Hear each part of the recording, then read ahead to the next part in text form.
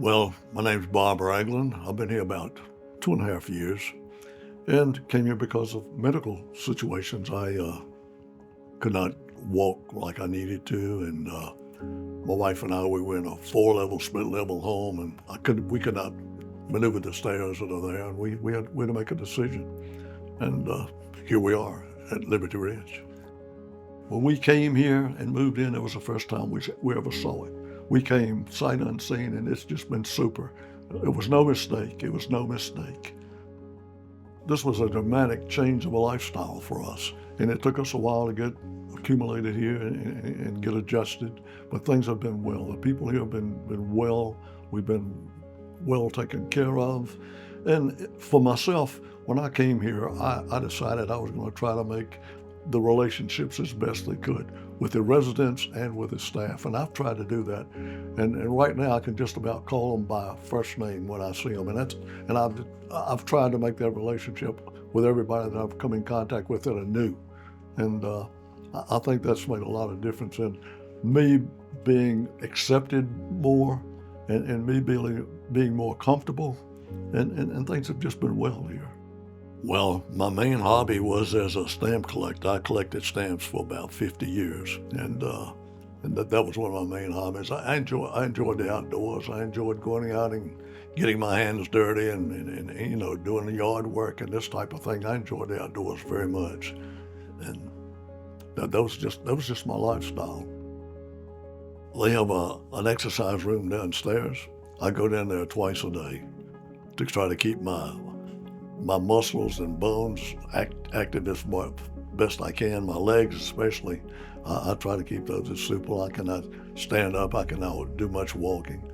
So I try to keep my knees flexible as I can. And I go down there twice a day for arm exercises and for anything else that I can do from the wheelchair.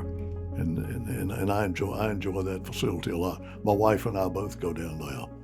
So that's something that I can say that's very meaningful that's here. I'm grateful for the things that I can do here. These people provide activities for us, and if I'm uncomfortable, if I'm bored, that's my fault because I don't take advantage of what's here, and these people provide just what we need for activities to keep us going. And if you want to sit in your room and become uncomfortable, that's a choice you make.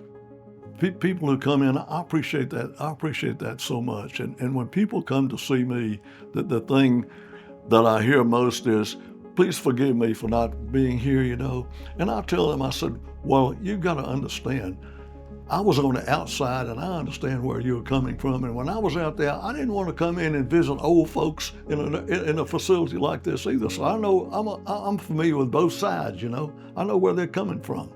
And when they don't have to apologize to me for not coming by to see me like they feel like they should, but I understand. My wife and I have very limited care that we need. They come and help us with a shower twice a week. They only have to help us in and out, and we both wear pressure stockings, put those on every morning, and that's the only assisted living that we get here. We do. And we're grateful that we can do some of these other things on our own. And we try to do as much as we can on our own.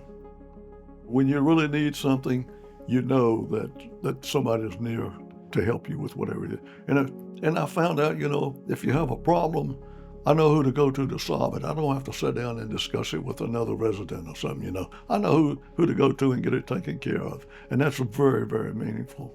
And you know that they're there to help you in whatever way you need help.